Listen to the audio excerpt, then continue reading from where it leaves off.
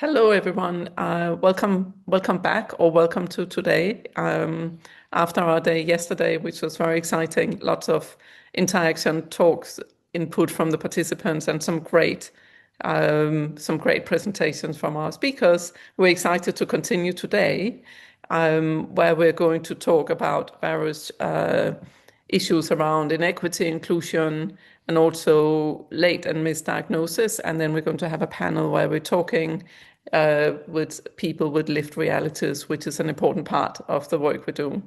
So the session we start with today spotlights cutting-edge approaches, co-production with older adults, longitudinal designs, that was a difficult word, I hardly could say, digital and telehealth interventions, and arts-based and narrative methodologies. It also brings special attention to how these approaches can bring underrepresented conditions like ADHD, dyspraxia, dyslexia into later life research.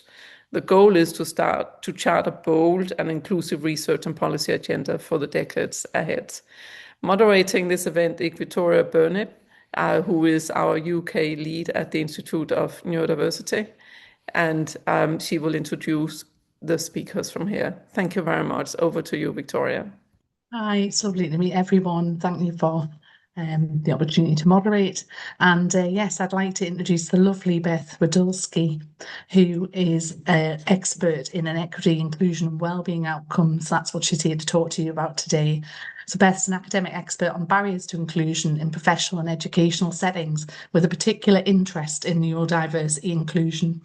During her PhD candidature, she served as a strategic advisor and leader in the higher education sphere, where she led and designed multi-award-winning research studies, staff and student support services, and academic work integrating learning programmes recognised in excellence in innovation, leadership, teaching and knowledge. So Beth, I'll lead you as that introduction to talk about inequity, inclusion and wellbeing outcomes. Thanks.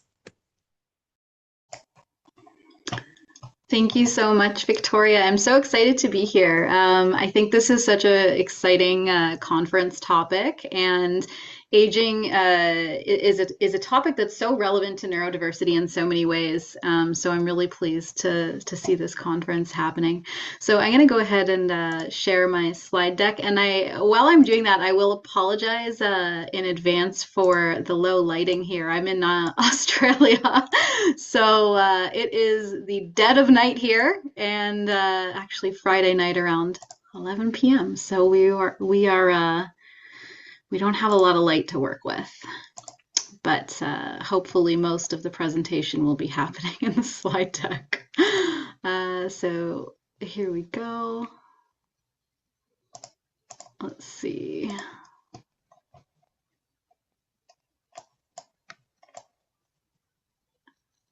Now, I can't see what you could see, but are you able to see my presentation? Or are you seeing the back end that I'm seeing? That's great, Beth. We can see the screen. Okay, fantastic. So I want to preface my presentation by saying I'm coming at this from kind of an unconventional perspective. So my background is I did a Bachelor of Arts in Sociology and Gender Studies, and then moved into my PhD in Sociology as well. And I partnered with the Olga Tennyson Autism Research Center here in Australia, but my background isn't in psychology. It's really surrounding social theory. So I'm going to be talking a little bit about the theory that I worked on for my PhD, which is the concept of the neuroarchy, and the idea that in the same way we have a patriarchy that might privilege men over women and straight people over queer people, for example, do we also have a hierarchy of neurotypes in society? And if so, what does that look like? And so I'll talk a little bit about where that theory came from and go through some of the data in relation to, well-being outcomes, inclusion outcomes, and so forth. And I suppose I would see this really as a call to action. How can these theories and concepts benefit research into aging and neurodiversity across the lifespan, but also aging as a potential form of neurodivergence itself? A lot of us experience age-related changes in cognition throughout our lifetimes, from the time we're developing as children right through to when we, many of us experience cognitive decline in some ways as we age. So I suppose I'll pose the question to you: what could this research bring to the field of aging research, both in terms of neurodivergent people and just aging as a concept in general? So I will just give a little bit of a content warning. Because my research focuses primarily on systemic oppression, there are going to be some difficult themes to work through, and I will touch on themes that are listed here on the slide. So I always just like to give a little bit of a heads up. People often aren't expecting to come across these themes in neurodiversity presentations, but in this case, we will be touching on some of them. So when I started my PhD, I had recently found out that I was autistic, and I was reading a lot of social theory on performativity and masking in the context of gender and racialization, if you're familiar with the work of scholars like Frantz Fanon or Judith Butler, for example, on gender performativity. And I was really interested to start questioning how some of those concepts might relate to neurodiversity. And right at that time, this kind of perfect storm unfolded, and this hashtag Take the Mask Off movement started in 2018 on Twitter, when we were having a lot of social movements online in those days. And so the campaign aimed to raise, public awareness of the concepts of masking and camouflaging. Masking being concealing neurodivergent traits. So that might mean, instead of flapping your fingers or rocking like I'm doing, you would sit very still and you would have quiet hands. But also camouflaging, which is, neurotypical traits being used to blend into society. So it's not enough just to not hand flap, because if I choose not to hand flap, I also have to sit still. I also have to adopt the normative behavior that's seen as healthy and normal. So things like eye contact and tone of voice and other neurotypical behaviors.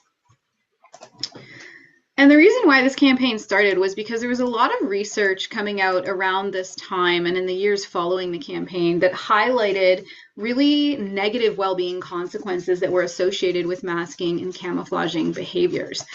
So things like anxiety, depression, poor self-image, fatigue and exhaustion, and burnout were really big themes to come out of the research.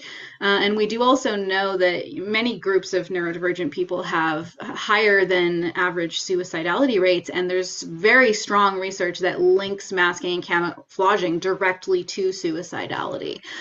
So it's really important that we understand why autistic people and many neurotypes report masking and camouflaging. In my thesis, I focused on autistic people, but certainly this concept's highly relevant to, I would argue, most forms of neurodivergence and many social identities that are marginalized in some way or stigmatized in society. So, what are the social and structural drivers of these behaviors, and how do they relate to what I would call neurotypical privilege? So in my thesis, we went into a variety of different studies to try to gather data. I'm not going to focus as much on all of these studies tonight. I'm going to focus more on theory, and I will be integrating a lot of the survey data, but I'll focus largely on theory. But I will just note, we did also do some critical discourse analysis. So how does society talk about neurodivergence? What might that contribute in terms of shaping social attitudes?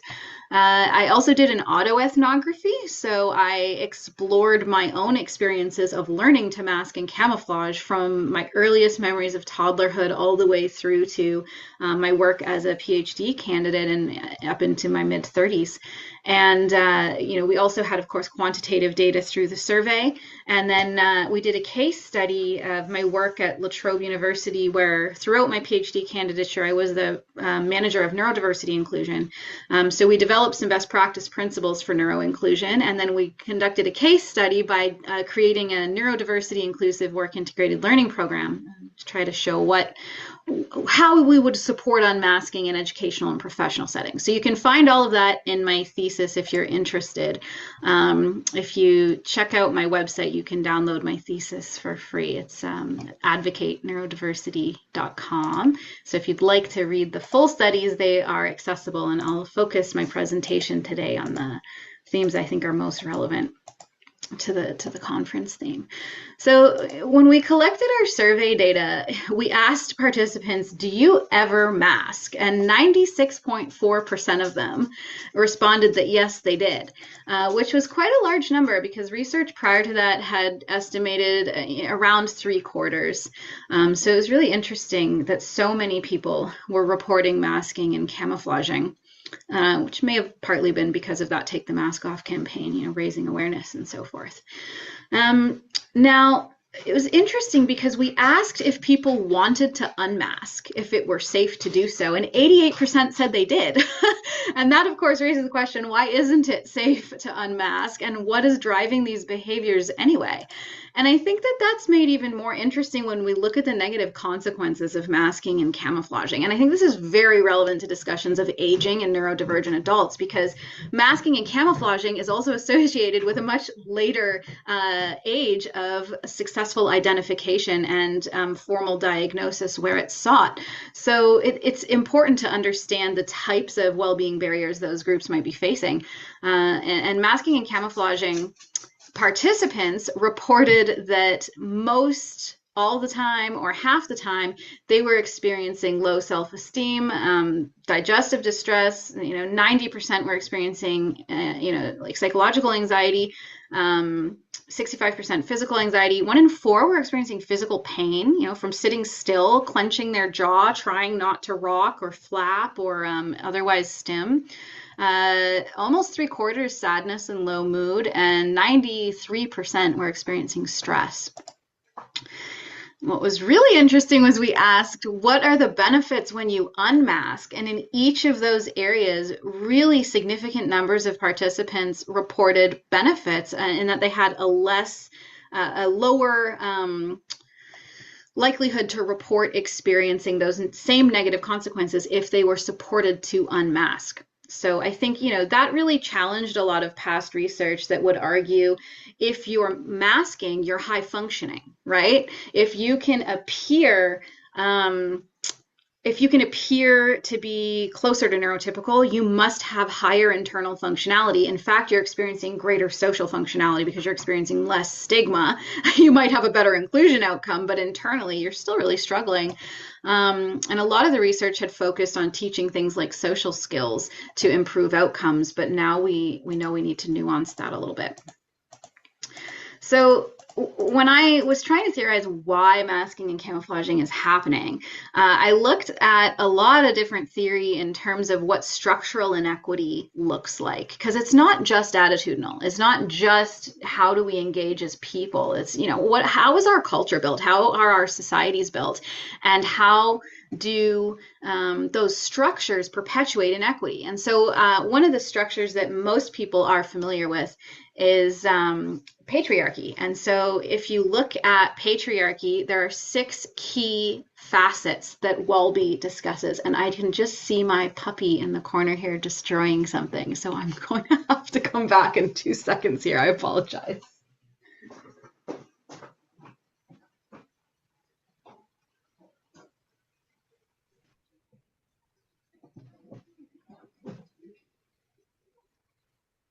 While Beth's just gone to get her puppy, I'll just jump in and say, this is very interesting stuff. I hope everyone's enjoying the conversation so far. All right, so I have my esteemed colleague Harrison joining me. This is very professional. So he'd stolen a loofah and he was destroying that in my little focus corner, ironically, where it's usually very peaceful. So Wellbeing explores 6 key structures of patriarchy, and what I'm going to do is break down each of those key structures as we explored it in the context of neurodiversity. So what we basically did is we looked at it and we said, well, okay, if there's a patriarchal state, is there a neuroarchal state? Is there neurotypical privilege baked into the way our governments function, for example? And so we'll talk a little bit about that and the survey data findings in that regard. So the first structure is neuroarchal culture. And in patriarchy, patriarchal culture is really about the ways that male cultural institutions and masculine cultural institutions dominate and shape our norms in society. So if we look at media, law, religion, education, oftentimes we see quite a lot of male privilege in those settings. And in terms of neuroarchal culture, there's some really interesting research by autistic academics. Monique Botha is one example I always like to cite. And they discuss rote learning their own dehumanization, rattling off a list of deficits in early intervention behavioral modification tools to be used on autistic people.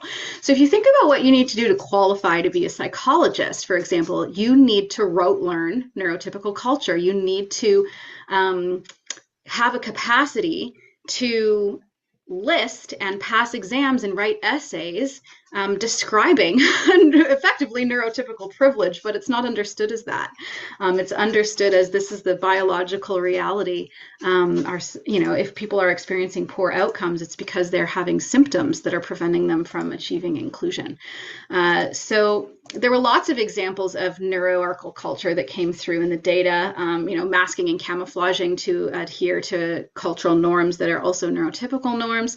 Another one was physical environment being built to benefit neurotypical people, not intentionally, but neurotypical people were, much less likely to report distress in fluorescent lighting, for example. So there's lots of different forms that culture can take. The next key structure was the neuroarchal mode of production. And so for anyone who's studied any amount of classical disability literature, you're probably quite familiar with, Marxist theory, which was kind of the foundation of a lot of original disability studies scholarship. So it's interesting because in disability studies, we talk about disabled people being represented as burdens. They're unproductive in the capitalist economic model. They're not out there being productive laborers in society.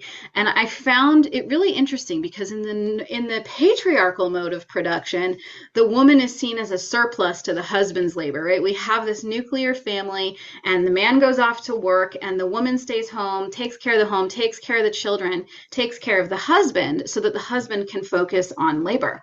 So she actually is exploited because she provides a benefit. And in the context of neurodiversity, I found that there was a labor deficit that was represented discursively, not that there may literally be a deficit, but that's how it's narrated in society. So if you look, for example, the idea that people on social safety net are economic burdens to the taxpayer. If you look at the idea that carers shouldn't be caring for their adult disabled children, for example, they should be in the workforce. And a lot of neurodivergent people reported thinking that they were often seen as damaged or incapable or as a burden in some way. The next core component of patriarchy is patriarchal relations and paid work. And so in the classic example, this would be, men can be businessmen, women can be secretaries, men can be doctors, women can be nurses. And so oftentimes you would have what we would call segregated work settings where these roles that are aligned to the feminine gender role around caregiving, empathy, nurturing, they would be available to women, but then roles that were typically aligned with what we would consider to be logic and rationale and intelligence, they would be kind of reserved for men. So we see some of these key tenets as well in the neurodiversity context. A lot of the work programs we see are segregated work programs. Oftentimes they're specific to what Doyle refers to as the trope of the white male technologist.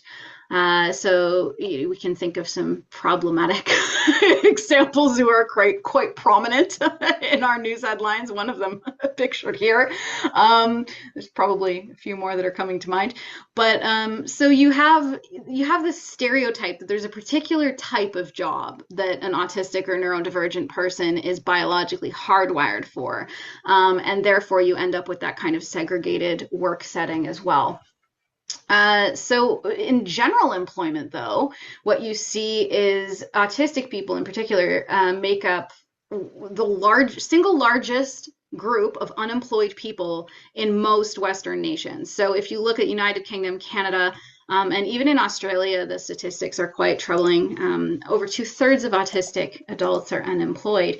And when you break this down intersectionally, depending on the group, people are more or less likely to feel comfortable disclosing their neurodivergence at work, depending on their gender, negative racialization, and other factors like that. And I think in the context of aging, this is really interesting because we know there's a lot of ageism in the workforce, and that's often related to the stereotype of things like cognitive decline, difficulty learning new skills.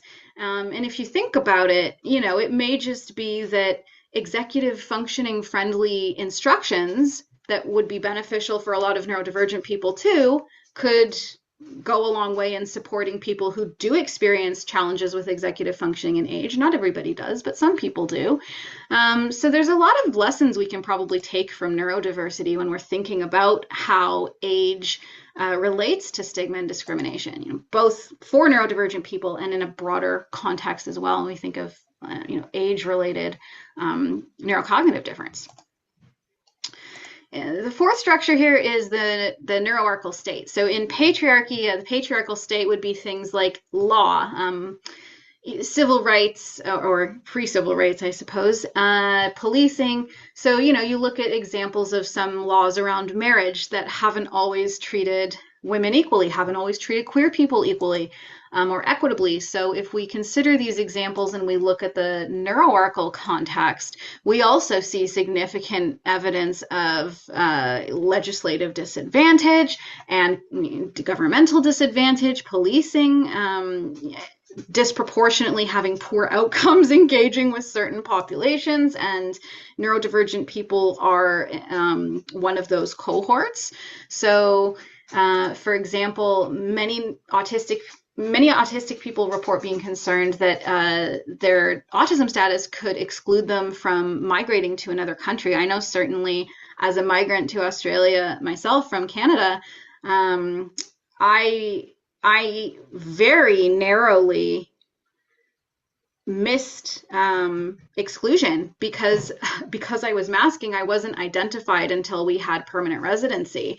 But even then, I made the choice not to seek a formal assessment to confirm my suspected autistic identity because I knew that potentially that could create issues. And so there are lots of examples of state-based inequity as well. And police interactions are another area. A lot of neurodivergent people report challenges. I'm so sorry. I will be right back.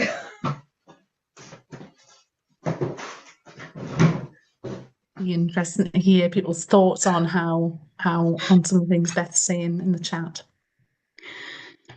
I think Harrison is not used to me being awake and alert at this hour.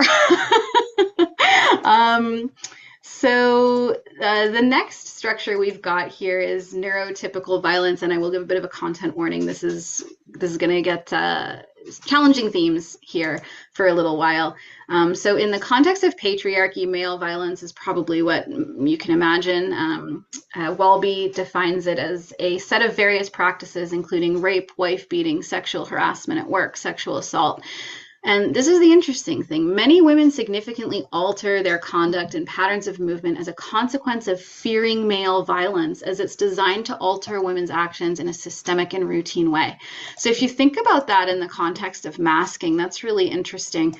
And a lot of neurodivergent people specifically report masking to avoid the threat of physical violence and assaults and bullying and abuse. Autistic people are at enormous rates of harassment, stalking, violence, sexual violence.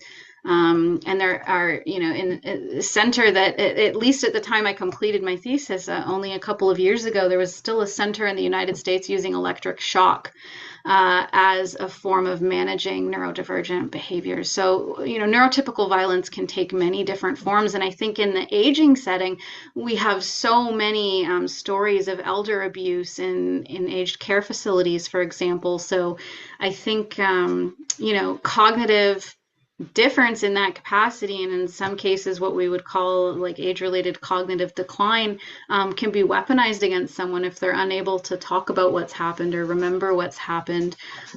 So I think, you know, some of these concepts might be really useful in that aged or ageism context. And the final structure here is a compulsory neurotypicality. And so when we talk about compulsory heterosexuality, we talk about what we might think of colloquially as the pressure to stay in the closet, right? Like why do so many people not come out publicly? Why do so many people align their behavior with a particular gender that they were assigned at birth, even if that doesn't relate to how they identify?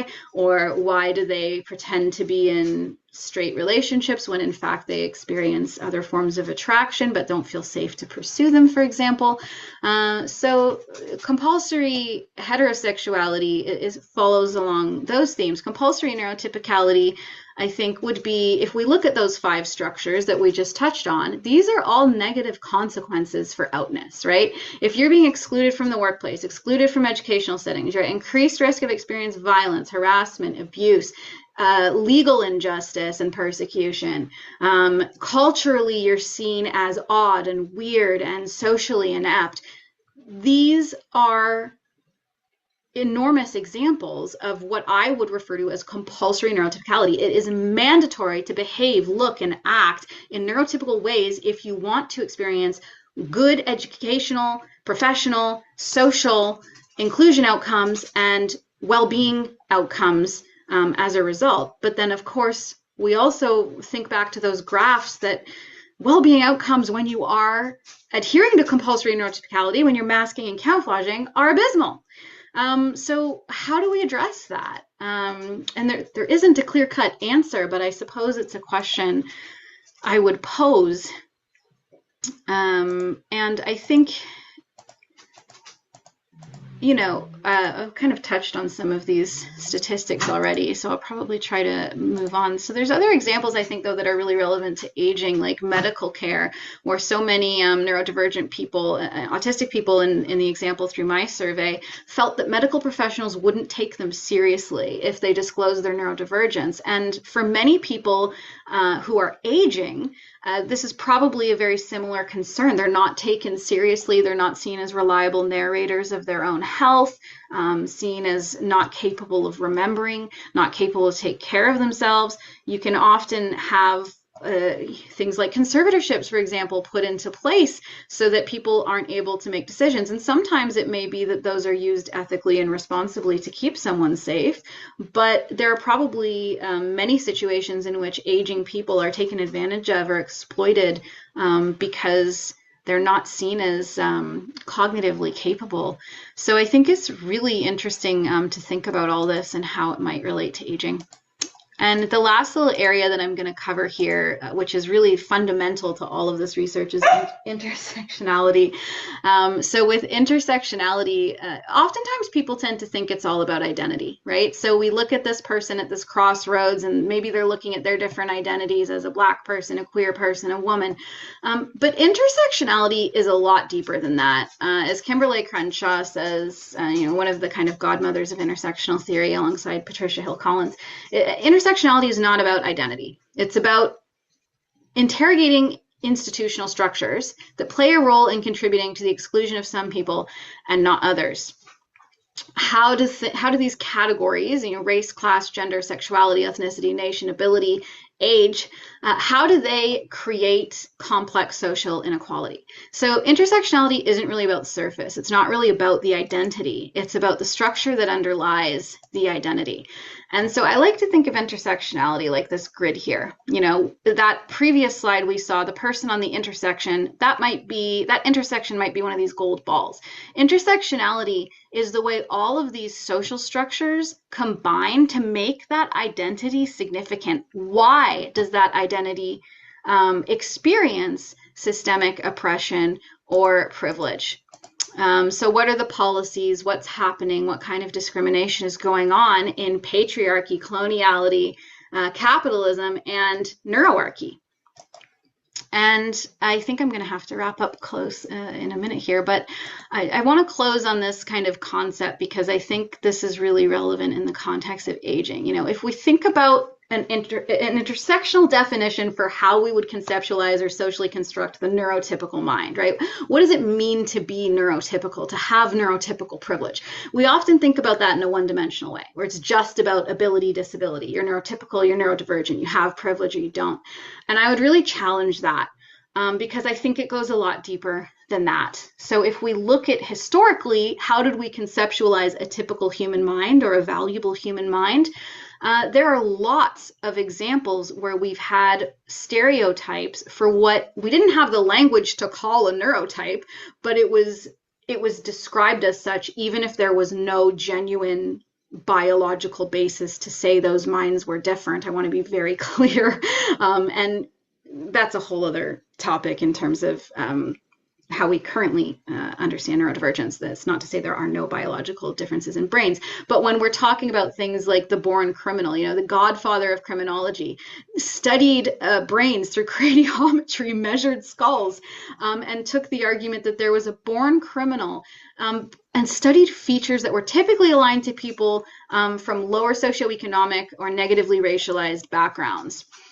So this idea of a criminal neurotype.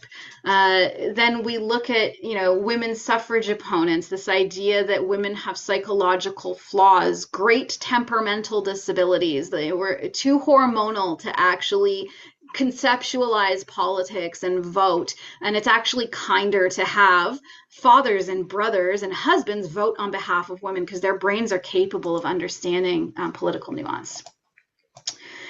We see this through transphobia, queerphobia as well, and also through coloniality and the idea that the civilized mind is the European mind. The intelligent, civilized Western thought is indeed all of those things and not just socially constructed as those things. So I think what I would encourage you to think about is there also an age-based component here? And if so, how could we use this theory to think about that going forward? And I will close by just saying, if you're interested in learning more about this, you can watch more of me word vomiting about it on my TikTok, because I make a lot of videos about theory. So I will wrap it up because I think I'm probably at time. I see Victoria popping up on the screen. It's spot on time. I'll hand off.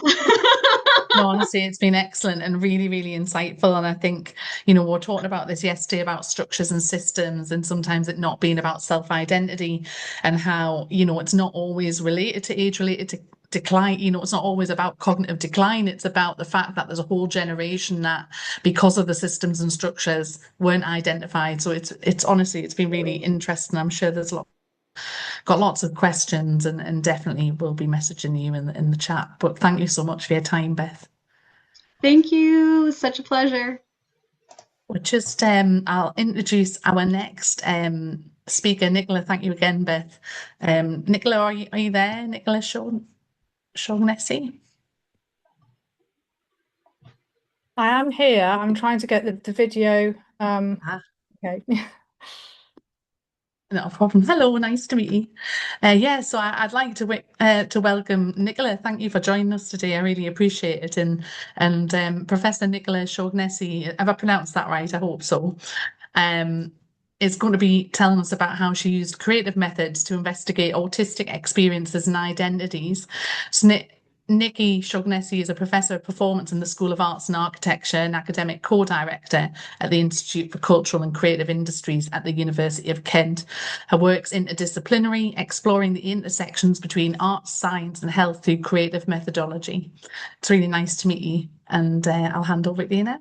Thank you. So I'm going to attempt to share screen, otherwise we are in trouble.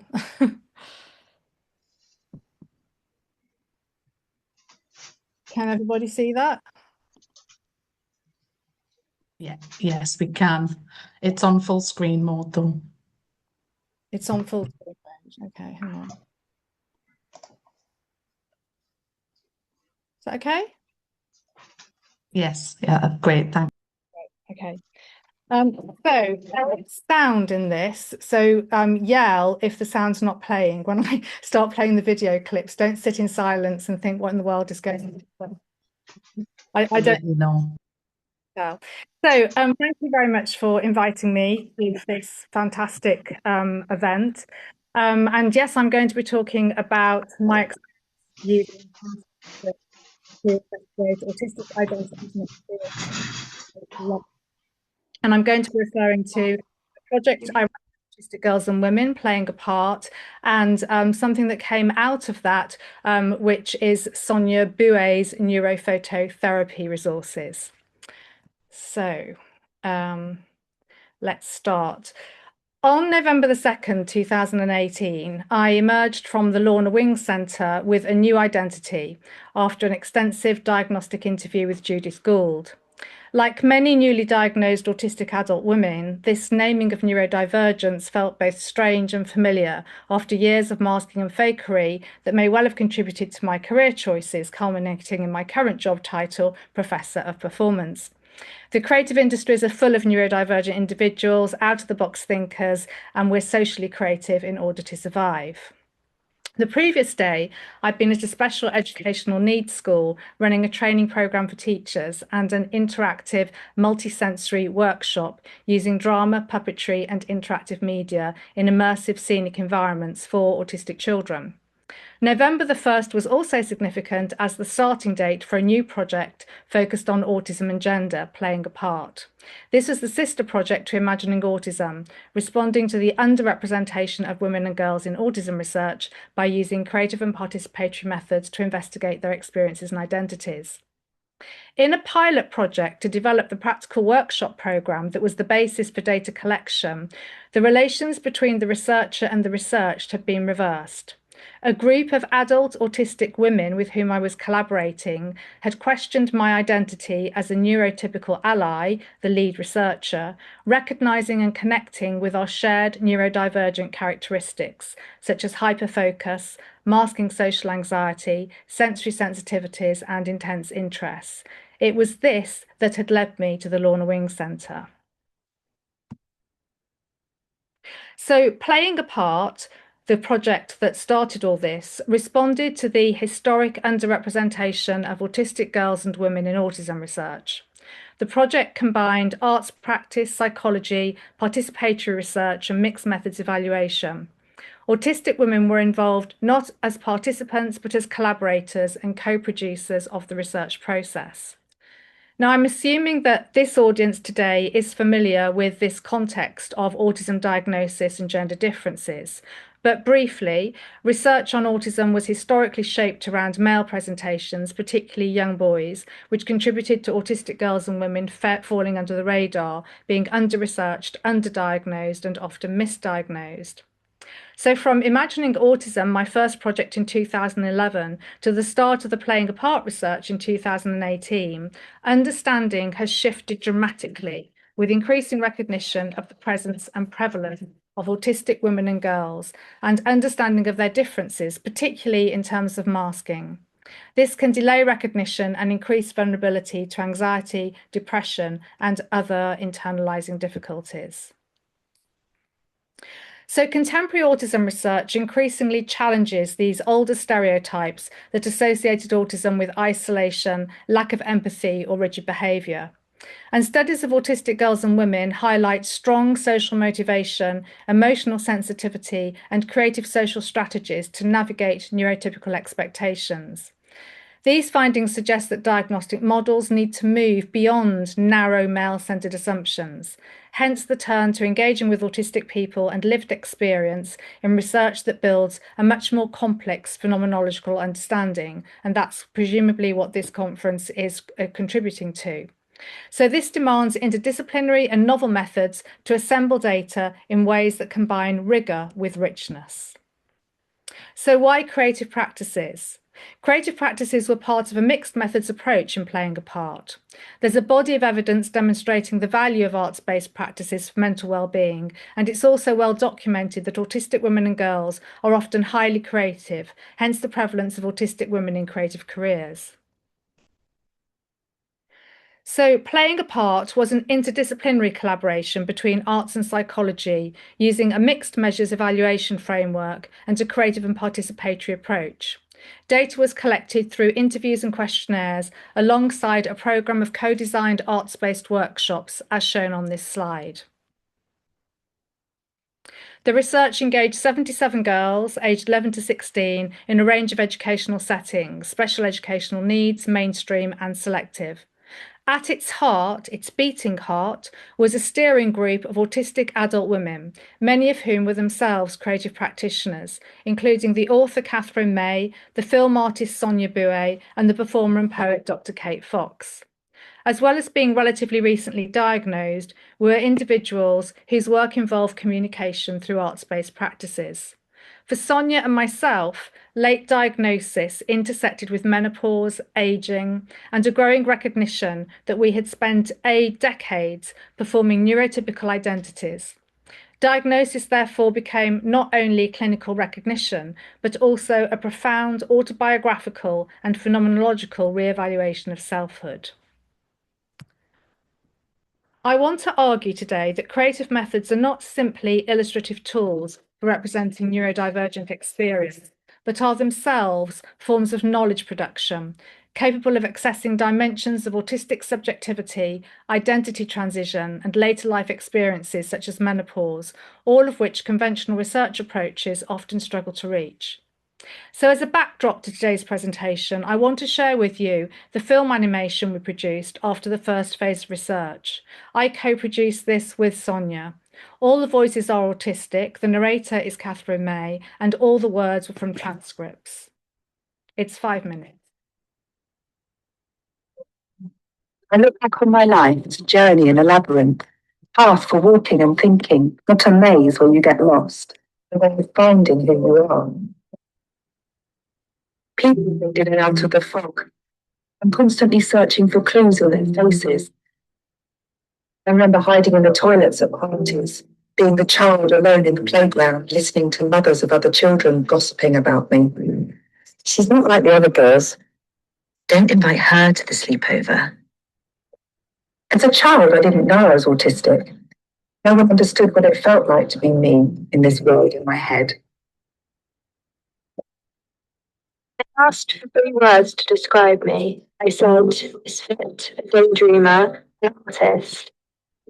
I feel like I be myself when I draw. It's like I walk my life alone, treading this fine line between what I think inside and how other people expect me to be. You look autistic. Are you sure you're autistic? Only boys are autistic. At 7, I didn't care about being different. Whenever the kids were on the playground, I paced around, thinking my thoughts. I wasn't lonely, but the grown-ups tried to coerce me into playing with the others. I didn't want to be different. I didn't want a diagnosis. I wanted to describe myself. Shy, perfectionist, and quiet. But underneath, I want to understand myself, to stop hiding. Why do I feel I keep merging with other people, feeling their feelings, meaning their accents? It's trying to be good. I'm teased for being goody two-shoes. It's a terrible thing to be called teacher's pet. She has a meltdown if she thinks something's gone wrong. I was never insecure about my autism until I was 12. I turned up at my old school, wearing one of the red cardigans, zigzag hippie thinking little striped top with little favourites at the end. A denim skirt with patterned flowers, limp soles. I thought it was a very nice outfit until I met up with my classmates. Jeans, shiny trainers, hot tops.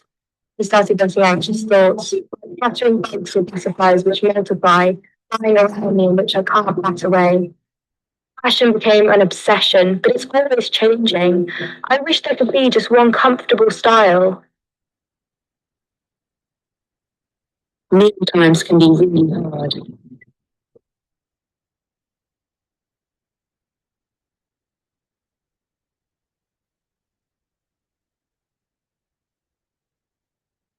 The silence. Some sounds hurt. They make me shake. People eating, lips smacking, heavy breathing, and unexpected movements. The pains I want to describe. It's not what they are, it's the feeling. You don't show it, you feel it. At 17, I had a breakdown. I remember those blank days when I thought I might just give up talking forever because the words seemed too far away from my mouth. The red days when I'd hit my head against the wall. Spirit, a freak with a great personality. If I've got to say something, I'll just say it. I don't sugarcoat it. If you don't like me, there's the door. I'm part of the LGBTQ plus community. I've learned to love who I am. You think about something, that thing is like a water drop. If it opens up and I go into it, like an ocean. When I'm anxious, the rivers, the sea, and the rain lash down really hard, so it's painful. But when I'm happy and in my comfort zone, everything is just quiet and peaceful. I'm happy being with friends who are like me. They understand worries because they've been through them. They have passions and an eye for detail, just like me. At the same time, everyone with autism is different. I'm quiet and want to fit in. I'm loud and don't want to be like other people. Yeah, the people to accept us for who we are. At this point in my journey, it feels okay just to be me.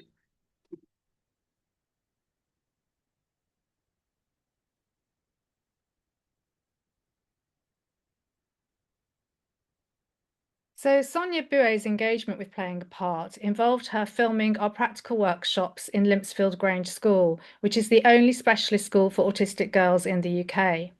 Sonia joined the project as our autistic film artist, but her role quickly evolved beyond documentation. Her encounters with autistic adolescents became autoethnographic and transformative. She describes recognizing herself in the girls' gestures, glances, and moments of withdrawal or resistance. This movement from observation to self-recognition is methodologically important. It demonstrates how participatory creative practice can generate forms of embodied and relational knowledge unavailable through detached observation alone. And this is Sonia's words. These girls knew who they were and received education with their needs in mind. They could also, I felt, identify with one another. Nothing could be further from my own experience of school. Importantly, from my perspective as an artist researcher, the Playing a Part collaborative project generated a series of co-produced creative encounters with the girls, which I explored visually as a series of short, moving image works. Recording and editing this work transported me back to my own adolescence. I felt I could tell when the girls were masking and unmasking. I saw myself in their averted glances. I found myself looking for the tell, moments of self-empowerment when the girls withheld their attention and sized up the facilitators. I began to use a mirror effect in my edits, and I imagined creating a body of work reflecting my own experiences. I'm going to play a short film in which Sonia used filming from our workshops to document this process of developing understanding. It's called Labyrinth, as working with labyrinths had become a feature of our creative practice. This was responding to the girls' dislike of being grouped in circles for creative and play-based activities. I've written a whole other paper about the use of labyrinths, and there's a reference to that on the final slide. So this is Sonia's Labyrinth. It's very short.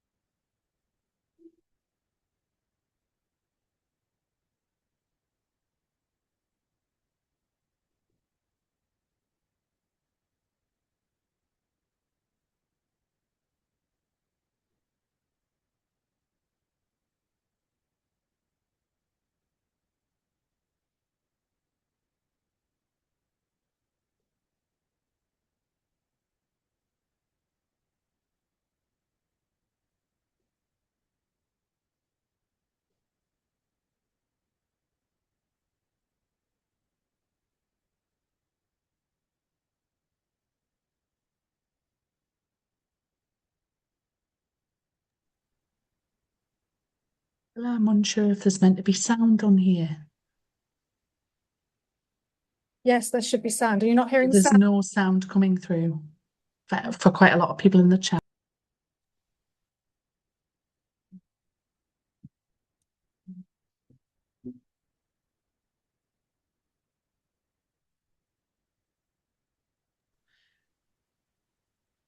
Is there a link you could maybe share? Because I think it is.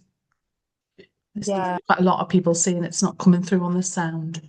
The sound come through for the other piece. It did, but it was buffering a lot. Okay, okay. I can make all the films available afterwards. If you could, that would be awesome. Yeah. I'm just looking for audio settings to see if there's anything else I can do. I think it's more the internet. It's coming through in parts, but thank you for trying.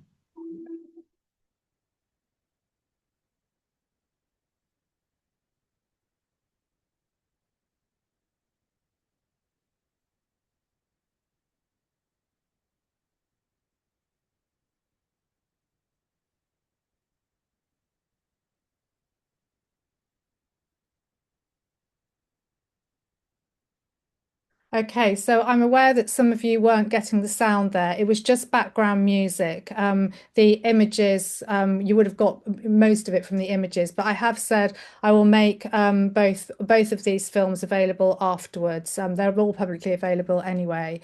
And I'm sorry if the sound was buffering in the animation. Again, I can make that available to you because the voices were a bit more important on that one. So this was the backdrop then to the new practice that Sonia developed for autistic women who are newly and late diagnosed, coming to understand their autistic identities. And she called it neurophototherapy. It's for people who discover their autistic identities as adults, and it's inspired by an existing practice of phototherapy. It's a hybrid form which spans both therapeutic and visual arts practices. Described as a process of unmasking, Sonia Bouet's neurophototherapy emerges as a novel creative methodology for exploring autistic identity formation, playful unmasking, autobiographical reconstruction, and neurodivergent becoming in later life. And this gives you an example of it. Masking refers broadly to the performative strategies autistic individuals develop in order to appear neurotypical, including suppressing stimming, forcing eye contact, rehearsing social scripts, or concealing sensory distress. Again, I'm sure this audience is very familiar with this literature. Although masking may function as a survival strategy, its cumulative effects across the lifespan can be profound. So researchers increasingly associate long-term masking with anxiety, exhaustion, depression, burnout, and delayed or misdiagnosis. And for many late diagnosed autistic adults, aging and menopause can destabilize those adaptive performances, leading to moments of rupture, recognition, or identity transition, both of which Sonia and I experiences. So neurotherapy is a hybrid practice emerging from this. It draws on photography, collage, autobiographical objects, costume, performance, play, and storytelling. It emerged partly through Sonia's encounter with the photographic artist Joe Spence and the traditions of phototherapy, but also through her immersion in online collage communities during lockdown and her own experiences.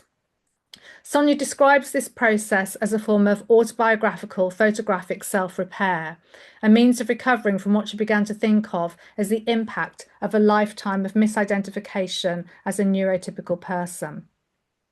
Importantly, neurophototherapy is not prescriptive. It doesn't operate through fixed therapeutic exercises or diagnostic interpretation. Instead, it creates conditions for experimentation, agency, and self-authorship. Participants work with photographs, childhood ephemera, costumes, mirrors, objects, fragments of text, and sensory associations to playfully reconstruct relationships between their past and present selves.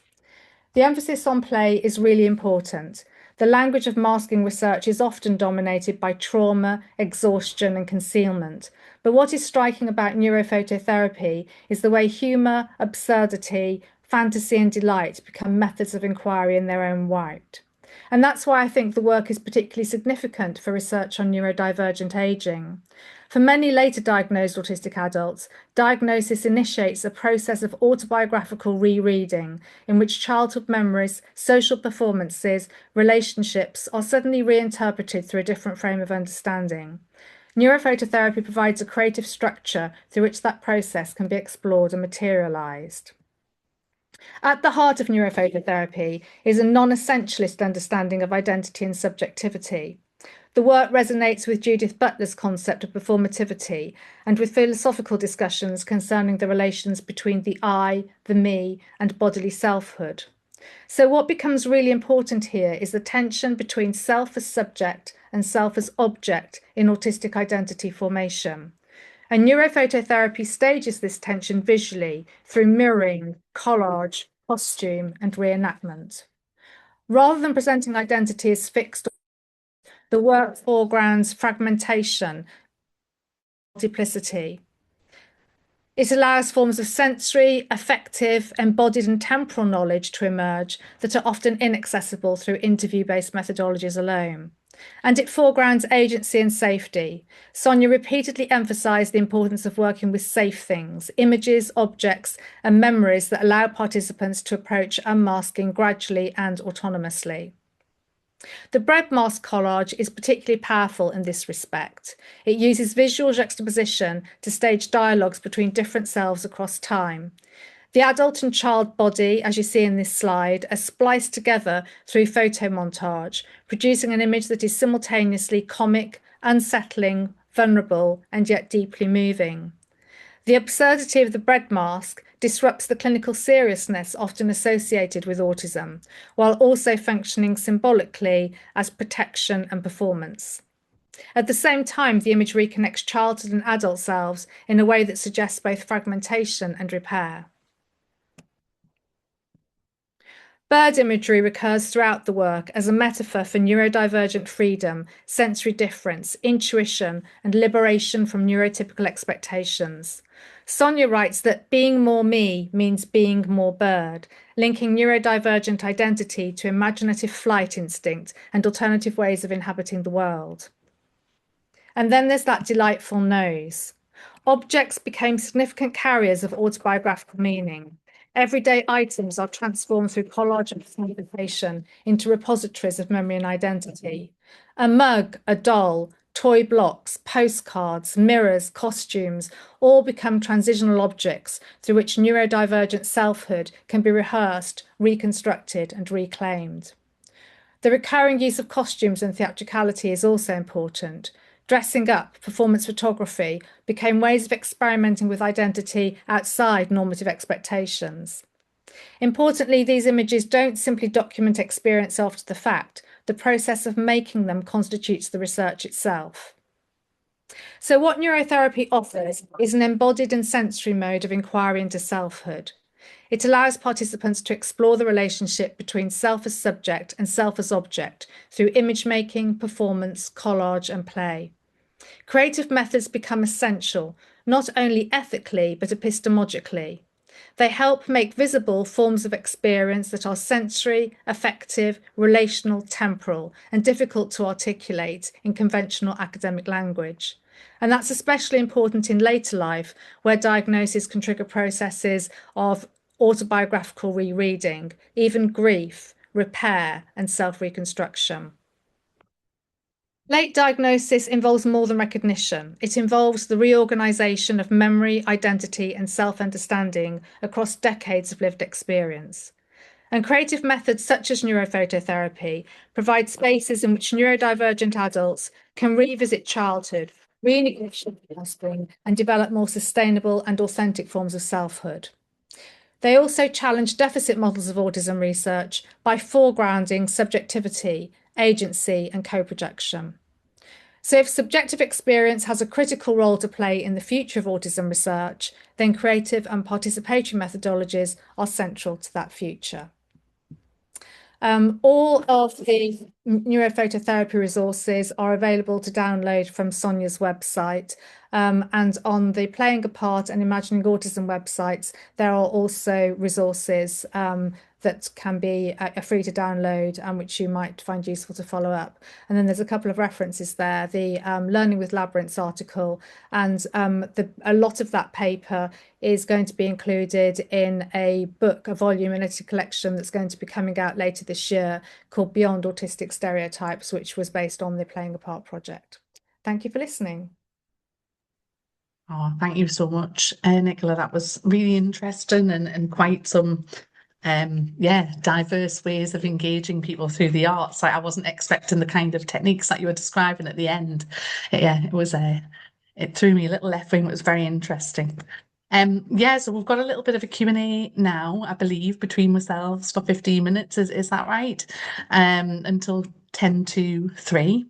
And I've got a couple of questions. If anyone in the chat would like to ask any questions, then I'll quite happily ask Nicola, and I'll start the conversation by, I suppose, when you were thinking about your methodology, my first question would be, how did you navigate the issues of representation and voice when you were co-designing? Because there's a lot of, when we're talking about autism, there's always a lot of creativity and projects regarding children and young people. But I thought it was interesting how you navigated that to work more with people who were late diagnosis. And I just wondered how you ensured there was representation of more older adults in the work that you were doing.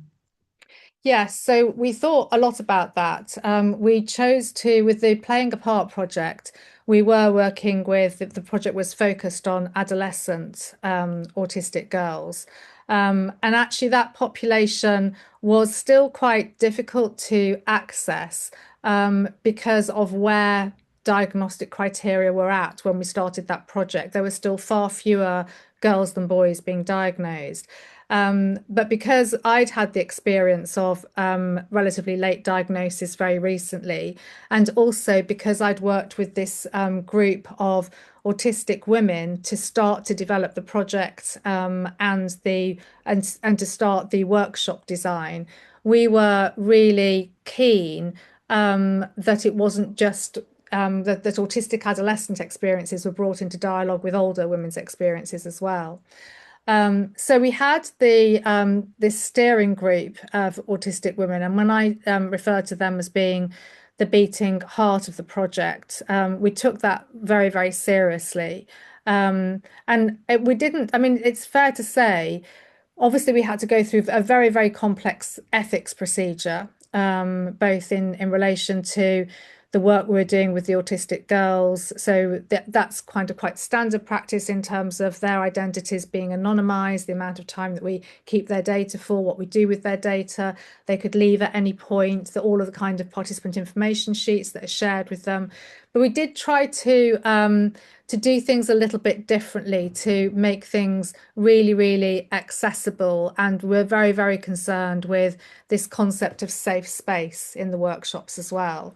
And in terms of the autistic older women, that everything had to go, it was like double ethics, really. All of the work that we wanted to do with our steering group also had to be ethically approved. And the problem with that sometimes is that the form filling can actually put people off from participating. So what we tried to do was to make the sessions or the meetings as engaging as possible. I think what really happened, there were two phases to it. One was the pilot project and one was the project proper.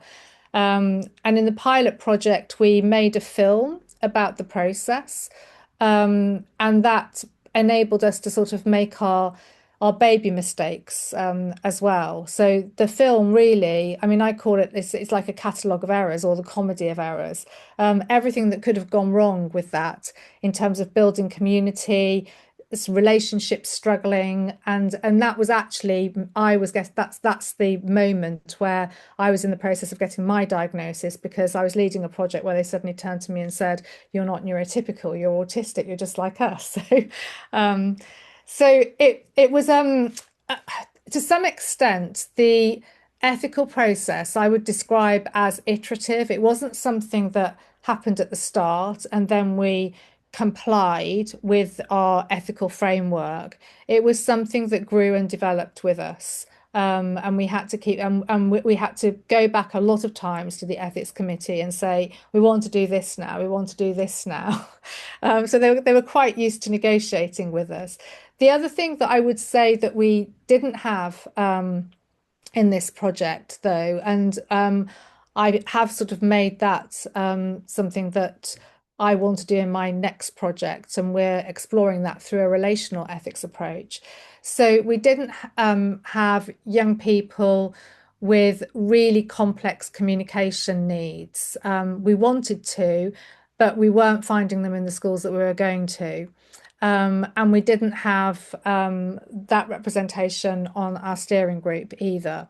And that involves a whole other set of considerations. I have actually made a podcast that's all about this, about how we include diverse groups of autistic people. If we want to understand about the phenomenology of autistic experience, then we can't include that whole group of people with complex communication needs. So there's a lot of work going on with that. As I say, there's a podcast that's been dedicated to that, and the next project is going to be focused on that if it gets funded.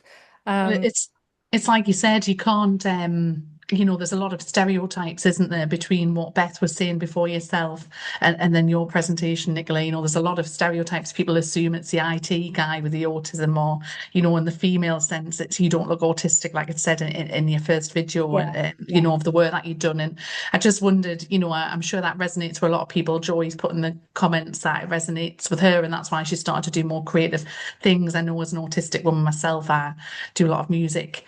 So I just wondered for yourself, you mentioned about your own identity at the beginning. Is there a particular, moment throughout doing all of these productions that really resonated with yourself, that, emotionally resonated or connected with yourself, that you want to share?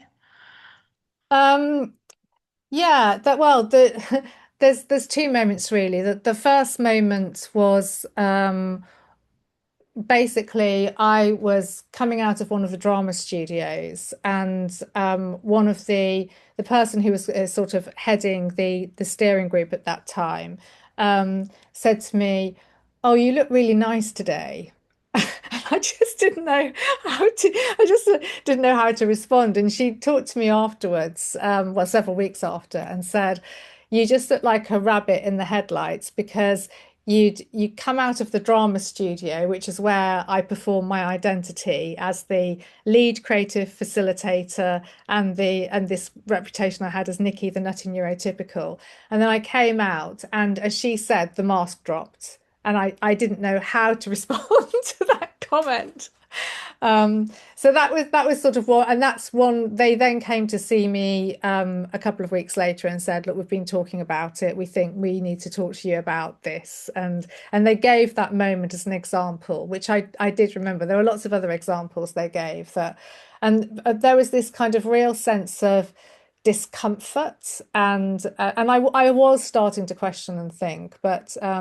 So that was one moment. But the other moment that I'd like to share was I have an autistic son who's now 26, and he has high levels of need, is in supported living, but also he's very well, some people use the term spiky profile. So he has lots of capabilities and intense interests, as well as some challenges and difficulties.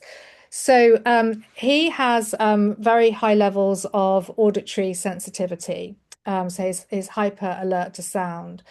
And what we didn't realize was that this actually means that he's very alert to music, and very musical.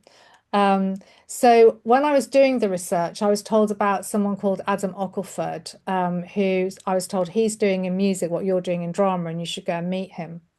So I went to meet Adam, and he said, "Well, how did you get interested in autism research?" And this is way before my diagnosis. This is kind of more like 2012, 13.